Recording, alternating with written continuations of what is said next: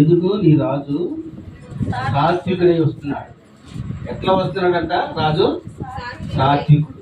కాబట్టి మనం ఈరోజు సాత్వికాన్ని బట్టి మనం ధ్యానం చేసుకుందాం. గలతీయులకు రాసిన పత్రిక 5వ అధ్యాయం 22 నుంచి 24 వరకు చదువుకుంది.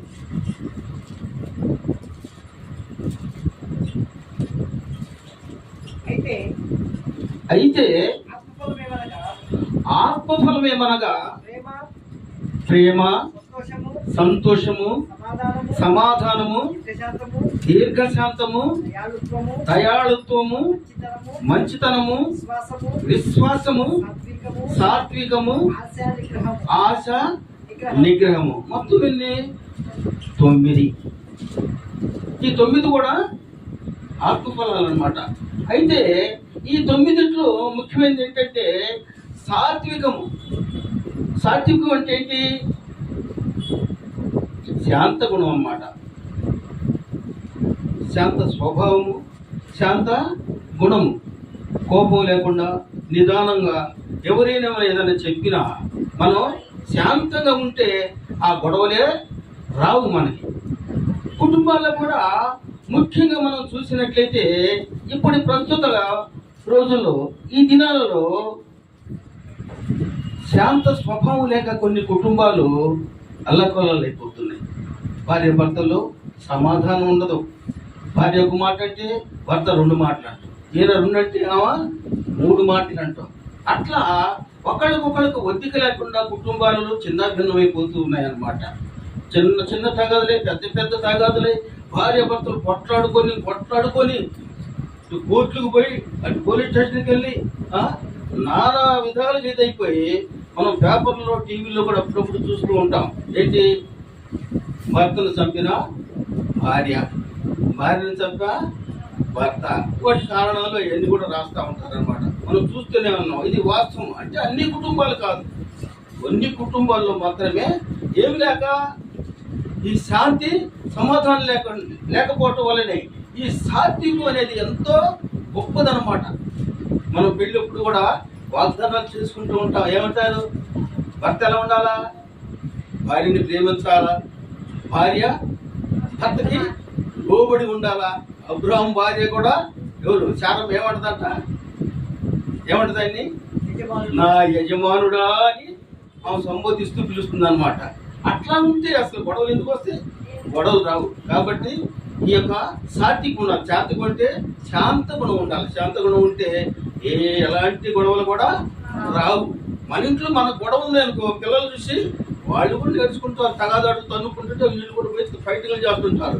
మనం కూతురు మాట్లాడామంటే వాళ్ళు కూడా పండ కూతురు, ఎందుకంటే మన దగ్గర నేర్చుకున్నాయి. కాబట్టి మన కుటుంబంలో మనం శాంతి సమాధానాలతో ఉంటే ఇంట్లో మన కుటుంబం బాగుంటుంది, మన పిల్లలు కూడా ప్రవర్తన బాగుంటుంది. కాబట్టి మనం ఏది అలవర్చుకోవాలా?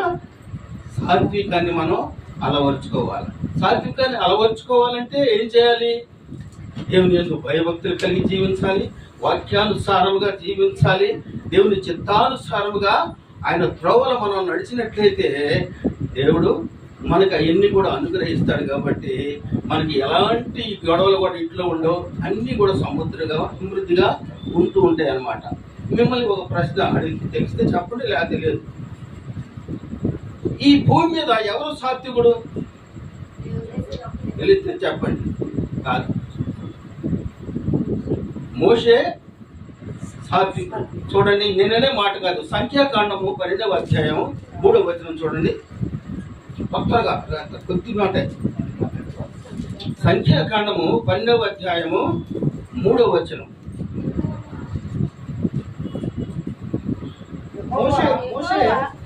మోషే భూమి మీద ఉన్న వారందరూ కూడా సాత్వికుడు, మామూలు సాత్వికుడు కాదు, మిక్కిలి సాత్వికుడు అని ఎవరిచ్చారు సర్టిఫికెట్? యెహోవా దేవుడే ప్రత్యక్షంగా ఆయన స్వయంగా సాక్ష్యం ఇచ్చాడు అనమాట. ఈ భూమి మీద ఉన్నటువంటి మనుషుల్లో కల్లా ఎవరు? మోషే సాత్వికుడు అని ఇచ్చాడనమాట. ఆయన సాత్వికం మనం చూద్దాం. ఇశ్రాయేల్ ప్రజల్ని ఐగుప్తు బానిసలుగా ఉంటే వాళ్ళని తీసుకొని వచ్చాడు. వాడు ఎంతమంది? 20 లక్షల మంది నుంచి మరో 30 లక్షల మంది జనాభా ఉన్నారు ఇశ్రాయేల్ జనం. వాళ్ళు అష్ట కష్టాలు పడుతూ ఉన్నారు అక్కడ ఐగుప్తులో బానిసలుగా ఉంటూ. వాళ్ళని దేవుడు ఏం చేశాడు? మోషే ద్వారా వాళ్ళని తీసుకుని వచ్చాడు, బయటికి విడిపించి వచ్చాడు. తీసుకుని వచ్చిన తర్వాత వాళ్ళని అరణ్యంలో 40 సంవత్సరాలు ఉన్నారు. ఎక్కడ తీసుకోవడానికి వచ్చాడు? కానానుకు తీసుకువెళ్ళాలని చెప్పి తీసుకుని వచ్చారు.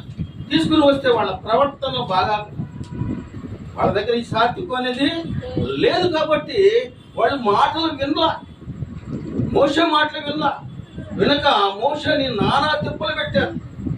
మాటలతోటి యుద్ధం చేశారు, నానా మాటలు అన్నారు. ఏంటి? మాకు ఆకలి అవుతుంది, అన్నం పెట్టవా?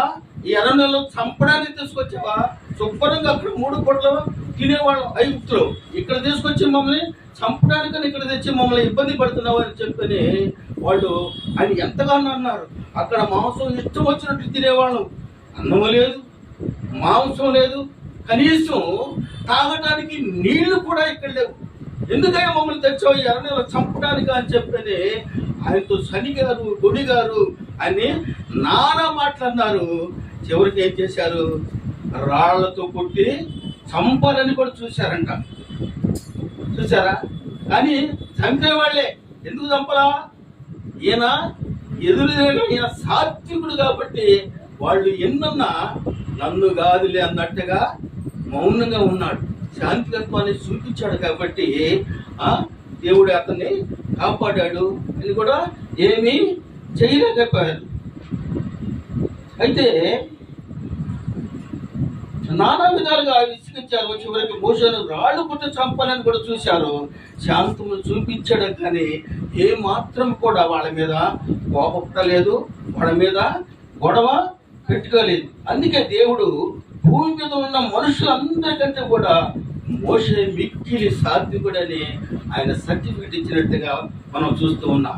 దేవునికి స్తోత్రం కలుగును గాక. హల్లెలూయా. ఇంకా రెండో వ్యక్తి ఎవరో చెప్పండి. సాత్వికుల్లో 2 ఉన్నారు. ఫస్ట్ మోషే, ఇంకా రెండో వ్యక్తి ఎవరు? కాదు, యేసుక్రీస్తు వారే. ఆయన స్వయంగా ఆయన నోటితోటి ఆయన చెప్పాడు. చూడండి, మత్తయి సువార్త 11వ అధ్యాయము 28, 29 వచ్చినా చూడండి. 29 చూడండి చాలు. నేను సాత్వికుడను, దీన మనస్సు కలవాడను. ఎవరన్నారు ఈ మాట? యేసుక్రీస్తు వారు స్వయంగా చెప్పిన మాట అన్నమాట ఇది. నేను సాత్వికుడను, దీన మనసు కలవాడను అన్నాడు. ఈయన సాత్వికత్వం ఎలాంటిదో తెలుసా? ఈయన శిష్యులు ఎంతమంది? 12 మంది. 12 మందిలో ఒకడు ఇస్కరియోతు యూదా అనేటువంటి అతను ఇతన్ని అమ్మివేయాలని చెప్పి చూశాడు. ఆ సంగతి యేసుక్రీస్తు వారికి తెలుసు. తెలీదా? తెలుసు. తెలిసినా కూడా ఏంటో నువ్వు నా సొమ్ము తింటూ నా ఎమ్మటుండీలు నన్ను పట్టేయాలని చూస్తావా, రాజకీయాలు అది ఇదని ఏమైనా తిట్టాడా? ఏమీ తిట్టలేదు అని తెలుసు కూడా. కాకపోతే మీలో ఒకడు నన్ను పట్టించాలని చూస్తున్నాడు అని ఊరక హెచ్చరించాడు, అంతేగాని కనీసం తెలిసి కూడా ఏమి నోరెత్తి పల్లెత్తి మాట కూడా అని ఏమీ అనలేదన్నమాట. అలాగనే పేతురు ఉన్నాడు, దుడుకు పేతురు. ఈ 12 మంది శిష్యులు పేతురు అగ్రగణ్యుడు. నేనే వీళ్ళందరికీ హెడ్ని, నేను అగ్రగణ్యుడు అని కాలు ఎగరేసినటువంటి వాడు అనమాట పేతురు. ఈ పేతురు ఒకనొక టైంలో యేసుక్రీస్తు వారు చివరి దినాల్లో, అయ్యా నన్ను పట్టుకెళ్తారు, నన్ను చంపుతారు, నేను 3వ దినాలు లెగుస్తాను, అది ఇదని చెప్తా ఉంటే, జరగబోయే చెప్తా ఉంటే ఇతరంటాడు, ఎవరు నిన్ను చంపేది? నా ప్రాణాన్ని నీ ప్రాణానికి నా ప్రాణం అట్ట వేస్తా ప్రభువా, అట్ట ఇట్ట అని చెప్పని పాత్ర తెగ కోసాడు. కోసి ఏమన్నాడు? అప్పుడు ఏమన్నాడు? ఎప్పుడో కాదు, ఆ రోజే, పేతురు తొందరపడబాకయ్యా, ఎందుకు అంత నూరే కదని, ఖర్చు లేని నూరే కదని ఎట్ట పడతట మాట్లాడబాకు, ఎందుకు, ఎప్పుడో కాదు, ఈరోజు సాయంత్రమే. నేను ఎవరు అసలు? ఏసు ఎవరు? ఎట్టుంటాడు? అసలు నేను చూడలేదని ఒకసారి కాదు ముమ్మారు నువ్వు అబద్ధం ఆడతావు. అప్పుడు కొక్కరొక్కో అని చెప్పని కోడి కూడా కోస్తుంది, గుర్తుపెట్టుకో. ఊరకు నోరుంది కదా అని గబగబా మాట్లాడుకోక అన్నాడే కానీ ఆయన ఏమి కూడా అనలేదన్నమాట. ఎందుకంటే సాత్వికుడు కాబట్టి సాత్వికత్వాన్ని చూపించాడు. అవునా కాదా? అబద్ధం ఆడాడా లేదా పట్టుకున్నప్పుడు? మరి ఈయన శిష్యులు ఆయన పట్టుకుంటే ఒక్కరు కూడా ఉండరు, అందరూ పారిపోతారని కూడా తెలుసు. అందరిని పిలిచి ఏమైనా తిట్టాడే, మీరు పారిపోయారంటే మాత్రం కాళ్ళు ఎరుగుతాయి, ఎవరు బావద్దు, నన్ను పట్టుకోవడానికి వస్తున్నారు, మీరు నాకు తోడుగా ఉండండి, వాళ్ళ మీద త్వరపడినా నేను చెప్పాడా? ఏం చెప్పాల, అన్ని తెలుసు ఆయనకి, సర్వం తెలిసిన సర్వజ్ఞుడు ఆయన యేసుక్రీస్తు. తెలిసి కూడా ఒక్క పల్లెత్తి మాట కూడా ఎవరు లేదు, కాముగా సాత్వికంగా శాంతంగానే ఉన్నాడు. జరిగేవన్నీ తెలుసు ఆయనకి, జరగబోయేవన్నీ తెలుసు, మొత్తం తెలిసి కూడా ఎవరిని కూడా ఏమీ అనలేదు.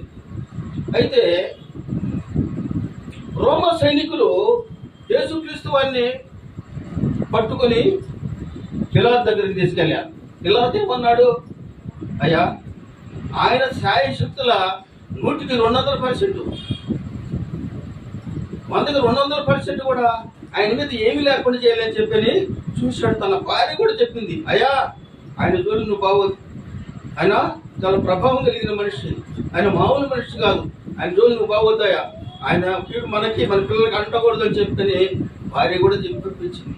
గొంతు పిల్లలు చెప్తే ఆయన అడిగాడు, అయ్యా వీళ్ళు చెప్పే మాట్లాడినడికి నీవు యూదుల రాజువా అన్నాడు. అంటే ఏమన్నాడు? నీవన్నట్టు, కానీ నా రాజ్యము ఇహలోక సంబంధమైన రాజ్యము కాదన్నాడు. నా రాజ్యము ఇహలోక సంబంధమైన రాజ్యం కాదన్నాడు. ఇందాకేం చెప్పాడు? రాజుగారు గాడిదెక్కి ఊరేగించుకుంటూ వస్తున్నాడు అని చెప్పాను. రాజుగారు ఏంటి గాడిదెక్కినట్టు ఏందని ఏమన్నా నవ్వుకున్నారా? నవ్వుకోవాలి, లెక్క ప్రకారం అయితే అనుకుంటారు కూడా, ఈయన రాజు అన్నారు గాడిదెక్కి వచ్చాడని.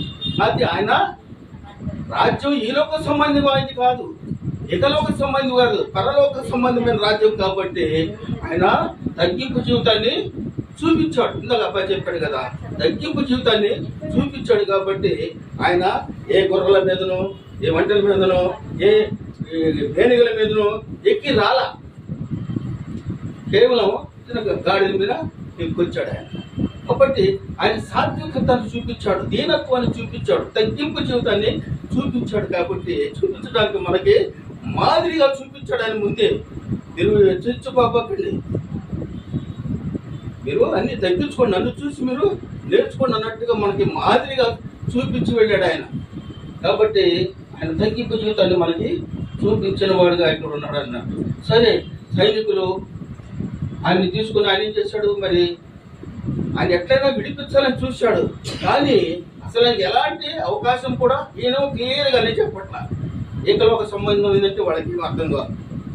నువ్వు అన్నట్టే రాజు అంటే రాజునే, కానీ నాది ఏకలోక సంబంధమైనది కాదంటాడు. నా రాజ్యం ఏకలోక సంబంధమే కాదండి. మరి పరలోకం అంటే వాళ్ళకి ఏం తెలుస్తుంది? ఎన్ని ఏడ చెప్తాడు? ఎందుకు ఎందులో పెట్టాలని మెలకొని ఊరుకుంటాను మౌనంగా, సాత్వికుడు కాబట్టి. అప్పుడేం చేశాడు? ఆయన ఏం చేశాడు? అయ్యా, అందరూ పక్కనే గోళ్ళు అయిపోతున్నాయి, ఈయన సిలువ వేయాలి, దొంగ అయినా బరబ్బాని వదిలిపెట్టాలి. ఇప్పుడు ఆ పండక్కి ఒకరిని వదిలిపెట్టడం ఆనవాయితీ అనమాట. అయితే ఆయన బదులు ఒకరిని వదిలిపెట్టాలి కాబట్టి బరబ్బాని వదిలిపెట్టి ఈయనకి సిలువ వేయని చెప్పి పెద్ద పెద్దగా కేకలు వేస్తూ ఉన్నారు. ఇక వాళ్ళ దెబ్బకి ఆ పిలాతు కూడా ఏమి చెప్పలేక,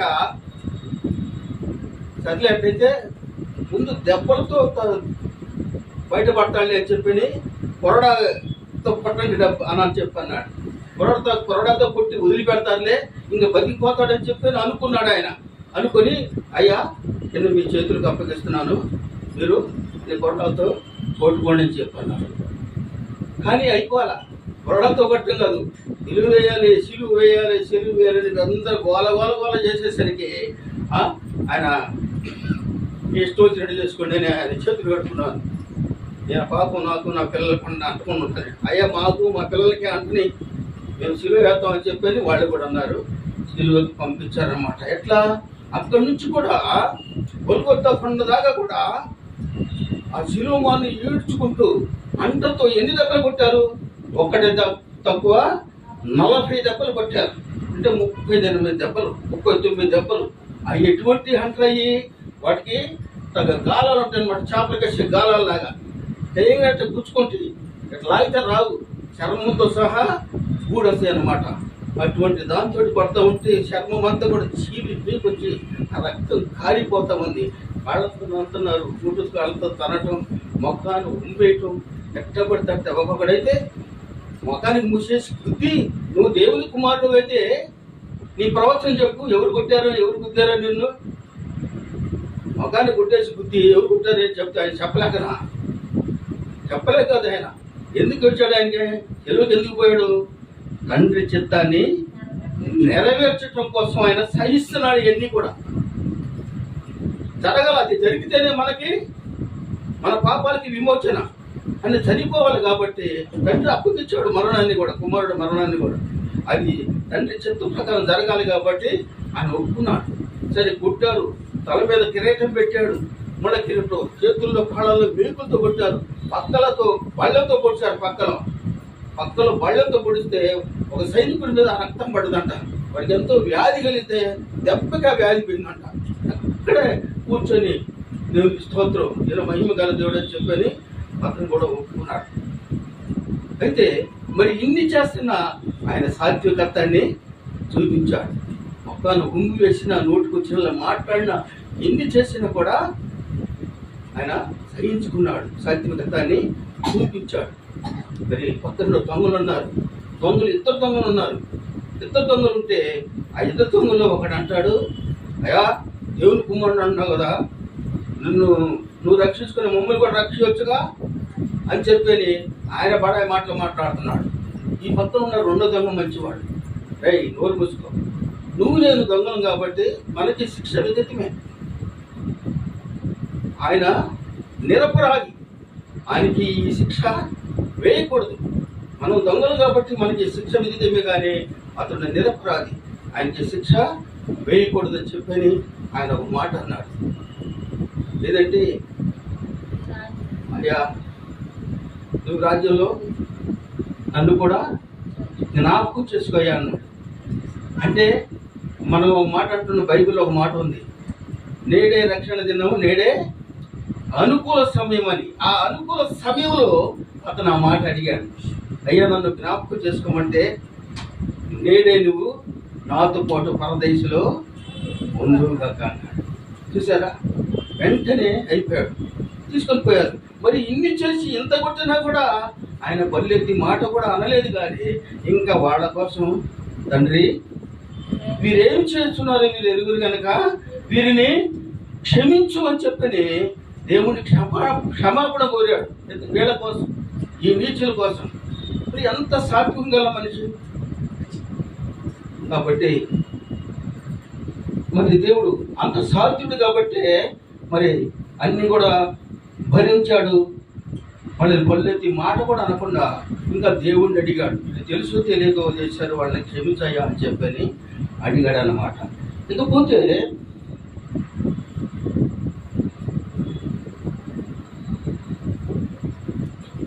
ఈ యొక్క సాత్వికానికి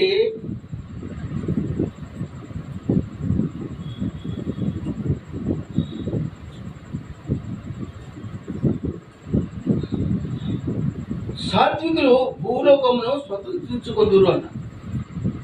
సాత్వికానికి 3 గుణాలు ఉన్నాయి.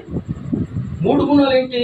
ఒకటి హెచ్చింపబడేటువంటి గుణం, ఒకటి రెండవది శరీరానికి జీవం రావటం, ఒకటి మూడవది ఈ భూలోకంలో ఈ సాత్వికులు ఈ భూలోకాన్ని స్వతంత్రించుకుంటారని చెప్పి అన్నారు. సాత్విక గల్లవాడికి ఈ 3 అవకాశాలు ఉన్నాయి. చూడండి, మత్తయి సువార్త 5వ అధ్యాయం 5వ వచనం చూడండి.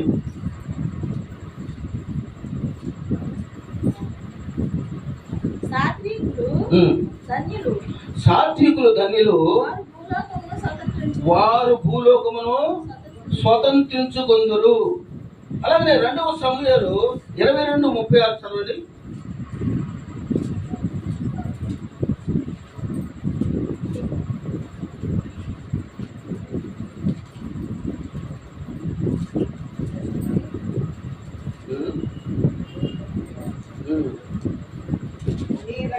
నీవు రక్షణ కీడమును నాకు అందించుదువు, నీ సాత్వికములను గొప్ప చేయును. నీవు రక్షణ కేడము నాకు అందించదువు, నీ సాత్వికము నన్ను గొప్ప చేయును. గొప్ప చేస్తానమాట. ఒకటి ఈ సాత్వికులకు ఉన్న గుణమైంది, ఒకటి గొప్ప చేస్తుంది, ఇంకొకటి శరీరానికి జీవాన్ని ఇస్తుంది, మూడవదిగా ఈ భూలోకముని స్వతంత్రించుకుంటాం అన్నమాట. అది అయితే సాత్వికం పొందుకునే ప్రతిఫలాలను గురించి మనం తెలుసుకుందాం.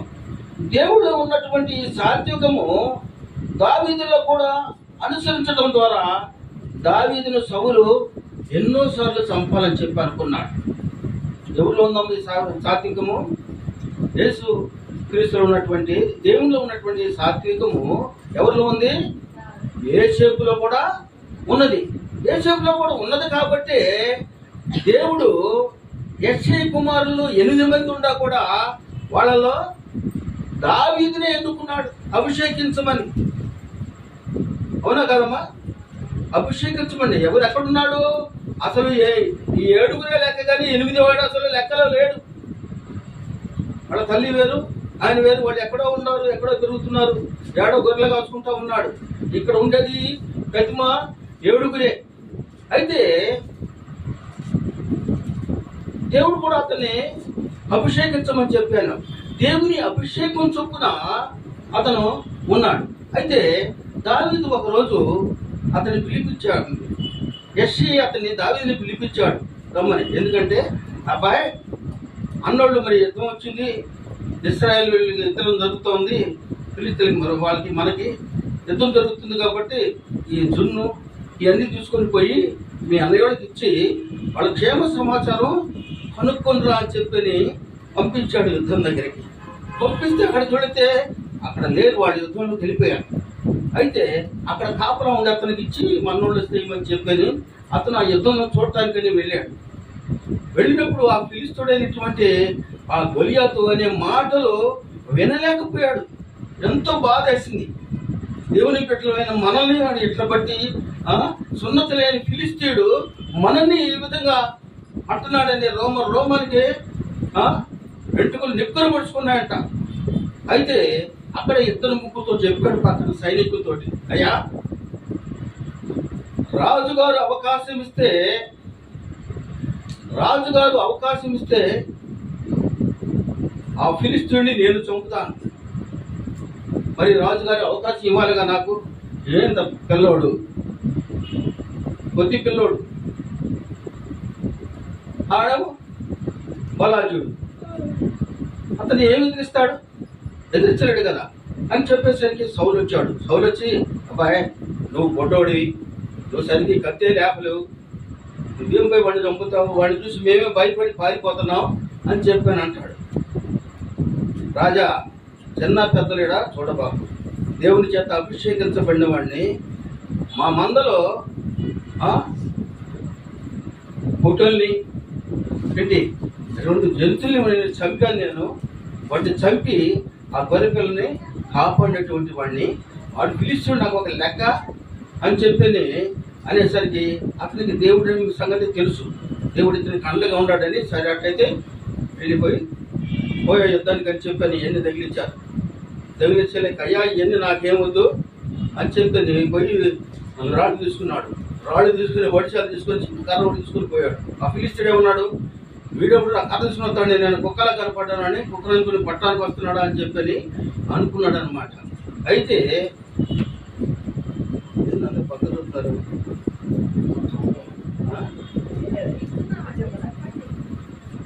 అంత పక్కన చూస్తుంటే ఒకవేళ టైం అయిపోయింది అన్నది. సర్లే కట్టేది అయిపోయిందమ్మా. అయితే ఆ ఒడిశాలు రాజు తీసుకొని పోతే దెబ్బగా చచ్చిపోయాడు. చచ్చిపోయిన తర్వాత అక్కడున్న స్త్రీలు కానీ అక్కడున్న సైన్యం కానీ అందరూ కూడా ఎన్ని ఊరేగించుకుంటా ఏంటి ఇతనికి 1000 సౌలుకి మహారాజుకి ఏమో 1000, ఇతనికి 10,000 స్తోత్రాలు చెప్పుకుంటూ ఊరేగిస్తూ ఉన్నారనమాట. ఆయనకి కడుపులో మండిపోయింది. అసలు రాజుకి నాకు 1000, వాడు పిల్లగాడికి 10,000 అని చెప్పని కడుపులో మండిపోయి అవతన కక్ష పెట్టుకున్నాడు, చంపాలని చెప్పని ఎన్నోసార్లు ప్రయత్నం చేశాడు. కానీ దేవుని అభిషేకం అతనికి ఉంది కాబట్టి, దేవుని తోడు అతనికి ఉంది కాబట్టి అతన్ని చంపలేకపోయాడు. మరి అతని కొడుకు కూడా అబ్షాలోము కూడా సైన్యాన్ని తీసుకొచ్చి తండ్రి మీద యుద్ధానికి వచ్చాడు, తండ్రిని చంపాలని. ఇతని సాత్వికుడు కనుక ఇతని సాత్వికమే అతన్ని కాపాడింది. యుద్ధం జరగకుండా దేవుడు ఆపేశాడు, ఏం జరగలేదు ఇతనికి. కాబట్టి ఆ విధంగా సాత్వికంగా ఉంటే దేవుడు మనల్ని కాపాడుతూ ఉంటాడు. మరి అటువంటి గొర్రెలు కాచుకునే పిల్లోడు అతన్ని రాజు చేశాడు, యెరూషలేముకి ఇశ్రాయేలు ప్రజలకి రాజు చేశాడు. అంత మాత్రమే కాకుండా అక్కడ ఉన్న దేశాలన్నిటి మీద కూడా ఆయన్ని ఏం చేశాడు, చక్రవర్తిగా చేశాడు, ఉన్నత స్థాయిలో నిలబెట్టాడు అనమాట. అతన్ని చూసావా, సాత్వికం ఎంత చేసిందో, ఉన్నత స్థానానికి తీసుకెళ్ళి అతన్ని నిలబెట్టింది. కాబట్టి మనకి సాత్వికం ఉండటం వల్ల మనం ఎంతగానో అదృష్టవంతులం, ఆ సాత్వికం అనేది ఉండటం. కాబట్టి అది మనం సంపాదించుకోవాలంటే దేవుని యందు భయభక్తులు కలిగి ఆయన యందు మనం వాక్యానుసారంగా జీవించి ఆయన చిత్తానుసారంగా నడుచుకొని ఆయన మార్గంలో నడిచే వారిగా మనం ఉన్నట్లయితే దేవుడు మనల్ని కూడా వాళ్ళలాగే ఆశీర్వదిస్తాడు, మన కుటుంబాన్ని కూడా దీవిస్తూ ఉంటాడు. ఈ వాక్యాన్ని మనందరి ఎన్నికల్లో దేవుడు దీవించి ఆశీర్వదించిన గాక. ఆమేన్. శ్రేష్టమైన దేవుని మాటలు తెలియపరిచిన దైవ సేవకుడిగా నా దగ్గర హృదయపూర్వక తెలియపరుస్తున్నాను. వాస్తవానికి నేను ఇప్పుడు ఈ సమయంలో వేరే చోట మీటింగ్ మెసేజ్కి వెళ్ళాలి. అందుకని డాడీకి పొద్దున ఫోన్ చేయగానే ఇట్లా మెసేజ్ చెప్పాలి రావాలంటే ఒక్క మాట కూడా మారు మాట మాట్లాడకుండా రిలీజ్గా అన్నాడు. అంటే పలానా టైం అనేది నేను చెప్పిన టైం కనుకనే ముందుగా రావటం అనేది జరిగింది. అందుకని నిండు హృదయపూర్వక వందనాలు తెలియపరుస్తున్నాను నాన్నగారికి. ప్రార్థన చేసుకుందాం. మన మధ్య ఉన్నటువంటి దైవ సేవకులు మోజేస్ గారు ప్రార్థన చేస్తారు.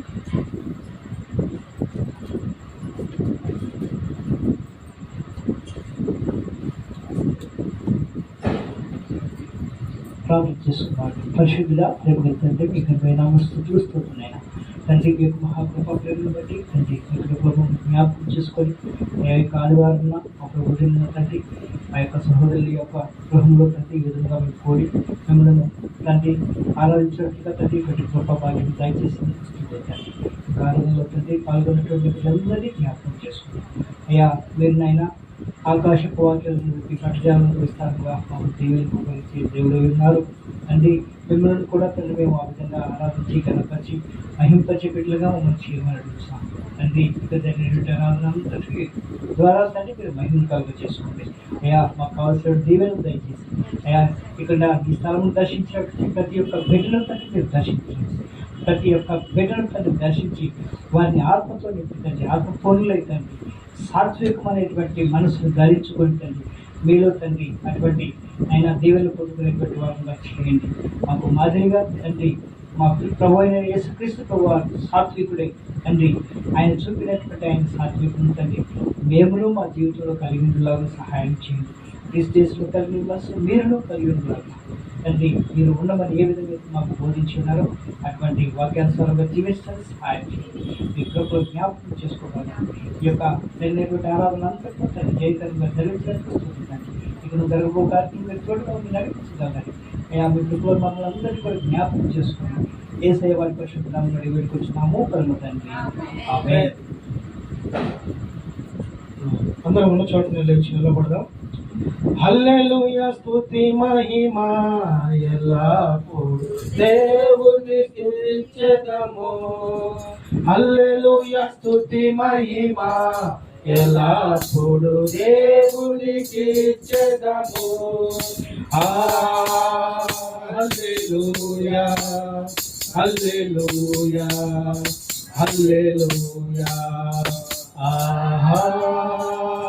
హల్లెలూయా హల్లెలూయా హల్లెలూయా హల్లెలూయా స్తుతి మహిమా ఎల్లప్పుడు దేవునికి చేద్దాము. హల్లెలూయా ఎల్లప్పుడు దేవునికి చేద్దాము. అలా సైన్యములకు అధిపతి అయిన ఆ దేవుని స్తుతించెదము. అలా సైన్యములకు అధిపతి అయిన ఆ దేవుని స్తుతించెదము. అలా సముద్రములను దాటించిన ఆ యెహోవాను స్తుతించెదము.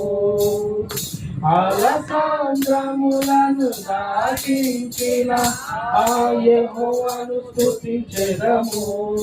హల్లెలూయా స్తుతి మహిమ ఎల్లప్పుడు దేవునికి ఇచ్చెదము.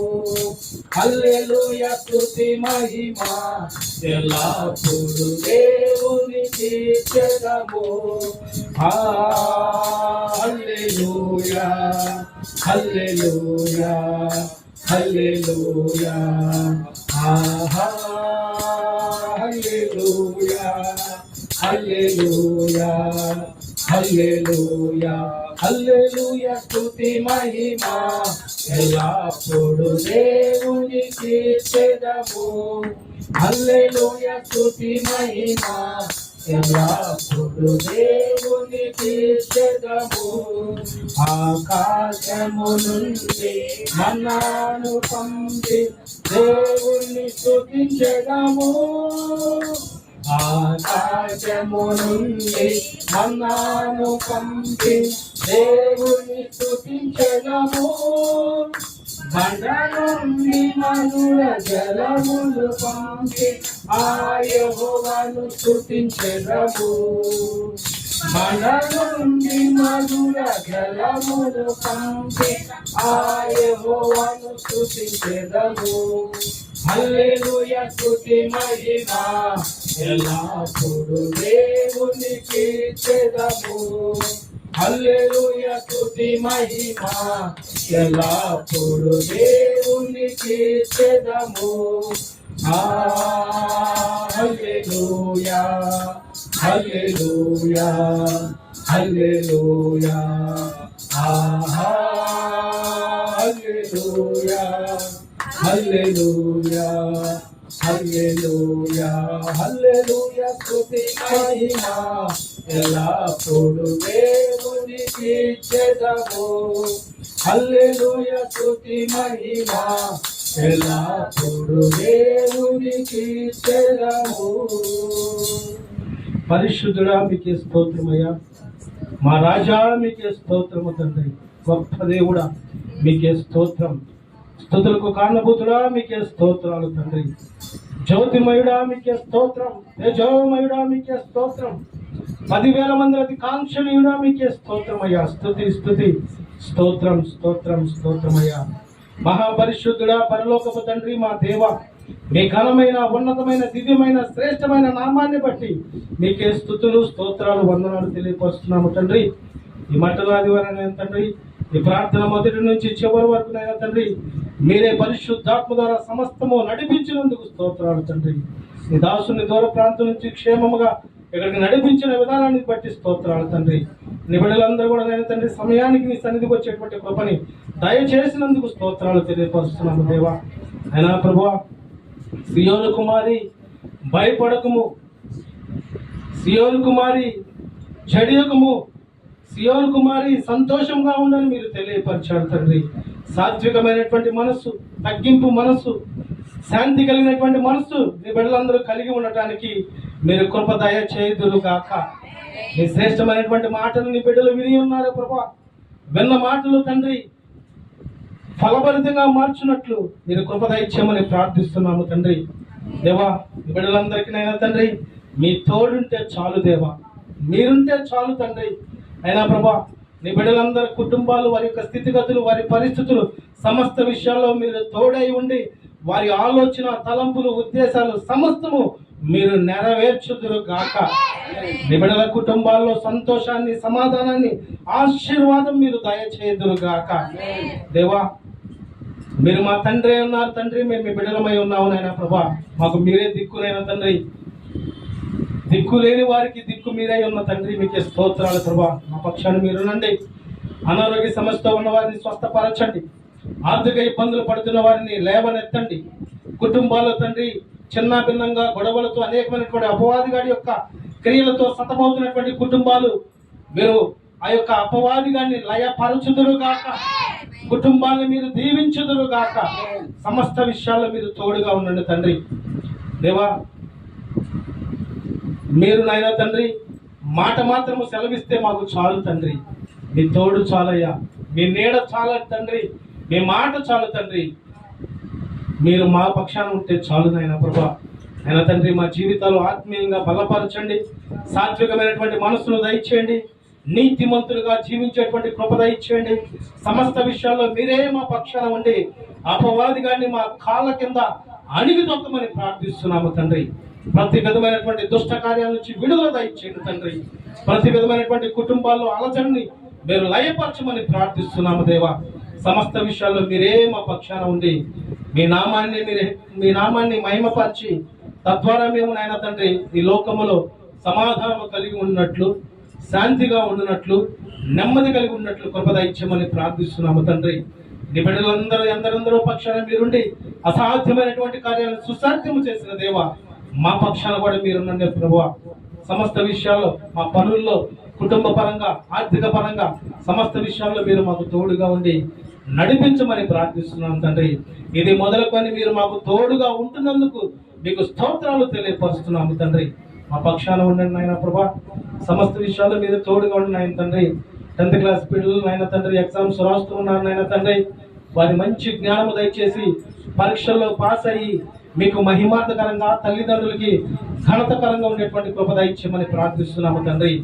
అనేకమైనటువంటి ఎగ్జామ్స్ రాస్తున్నటువంటి బిడ్డలు కూడా మీరు తోడుగా ఉండమని ప్రార్థిస్తున్నాము తండ్రి. మరి ముఖ్యంగా నాయన ప్రభా, ఈ ప్రార్థనలో కూడి ఉండి ప్రార్థనలు ఏకీపిస్తున్నటువంటి మీ బిడ్డలందరిని గురించి పేరు పేరున ప్రార్థిస్తున్నాను తండ్రి.